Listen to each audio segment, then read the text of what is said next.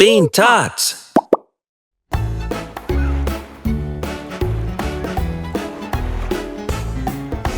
Jom pergi ke laut untuk tangkap ikan-ikan. Cuba lihat siapa yang boleh tangkap lebih ikan. Si kucing tangkap banyak, si anjing cuma sedikit. Si kucing tentu menang, tangkap ikan paling banyak. Jom tangkap ikan, banyak-banyak ikan. Si kucing tamak sangat, terjatuh ke dalam laut. Plop! Wahai si anjing, tolonglah, cedok si kucing cepat-cepat.